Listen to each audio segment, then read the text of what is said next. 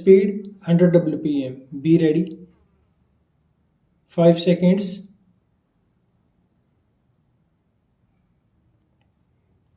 Mr. Vice Chairman, we are discussing the railway budget today. This railway budget will open a new chapter in the history of this house, a chapter which is of a very discouraging nature. The budget has been presented for the first time in this house by minority government. So the people of the country do not find any improvement or any future with this budget, because in every budget there is a political will behind the budget. But in this budget we do not see any political will for the development of railways in the country. The Indian Railways are the biggest public enterprise in the country. It is the largest in Asia and the second largest in the whole world, managed by a single management. It plays a very vital role in the field of economic development of the country. Every sectors of the society, be it rich or poor, every man or woman is affected by the performance of the railway department. Madam, this budget generally covers half of the economy of the country and affects the people in their multifarious problems. In this budget, the railway minister claims that he has given relief to the weaker sections, which is not true. The exemption in the railway freight for the essential commodities is of peripheral nature. This kind of exemption is a poor consolation because these articles are already bearing fairly heavy freight charges. I had considered the railway minister to be a very dynamic person earlier. Now that impression has been taken away from my mind by his presenting this kind of a budget in this house. He has committed a great mistake by increasing the passenger fares and railway freight rates at a time when the rate of inflation is already high. The restricted increase is also bound to affect the weaker sections of the society. Another glaring factor is increase in regional imbalances. For example, the southeastern region has been badly neglected in many respects. So far as railway development is concerned, I do not want to encourage the feeling of regionalism, but in this budget this matter is so glaring that I can't ignore mentioning it on the floor of the house.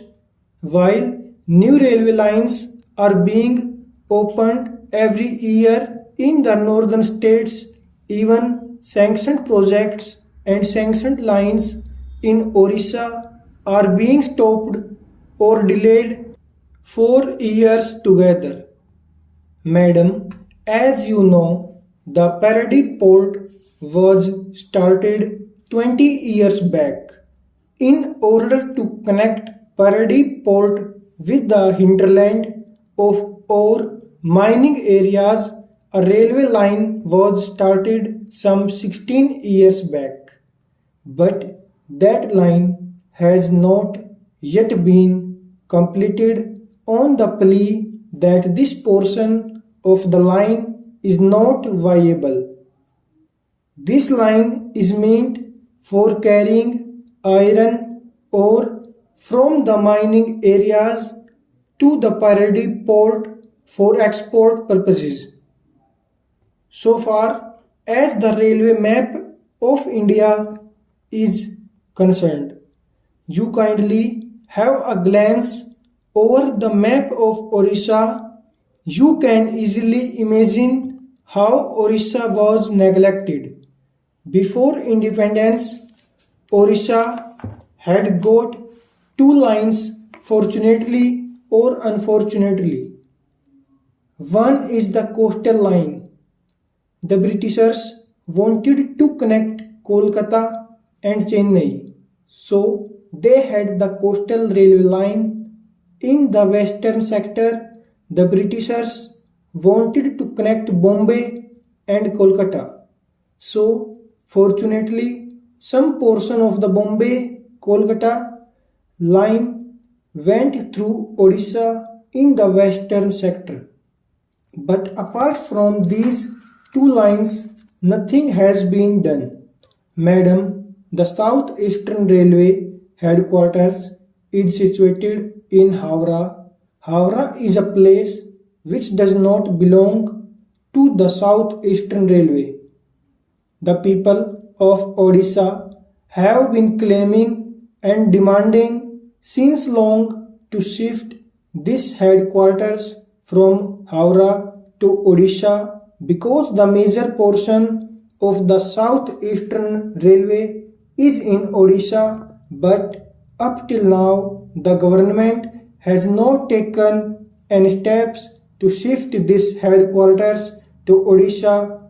Last year in the Odisha Assembly there was a unanimous resolution in the House to shift this headquarters from Kolkata to Bhubaneswar or Cuttack. But nobody has given any importance to this demand.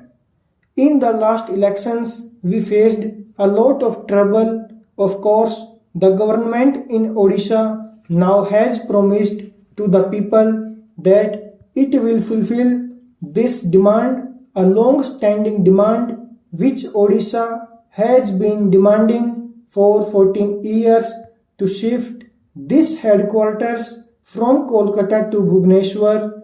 It is to be seen how the government of Odisha and the government of India help in the shifting of the headquarters in Odisha. If you look to the present transport system of the railways from Delhi to Bhubaneswar, the state capital, there are two superfast trains. One is the Nilachal Express and the other is Puri Express. They have been named superfast, but while the Puri Express takes 32 hours at the minimum from Delhi to Bhubaneswar, the Nilachal Express takes 36 hours. While these trains have been named as superfast trains, actually they are super slow trains. There is another train coming from Puri. It is named as Utkal Express. We call it Bharat Darshan train. This train starts from Puri in the morning and it again enters Odisha the next day. It starts from Puri, goes to Kharagpur and then to Tatanagar, and next day at about 2 o'clock again enters Odisha. It touches West Bengal, Bihar, Madhya Pradesh, Rajasthan, Uttar Pradesh, Haryana and then come to Delhi. So this is perhaps the national integration train. It takes 52 hours to reach Delhi. Now I would make one submission to the Honorable Railway Minister regarding the retiring members of the House.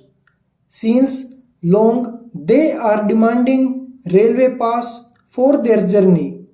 Up till I would request the Railway Minister, if he considers this case, he will be remembered because it is their long-standing demand on behalf of the ex-MPs Association. So I request him to consider this demand favorably and grant them railway passes like retired railway employees.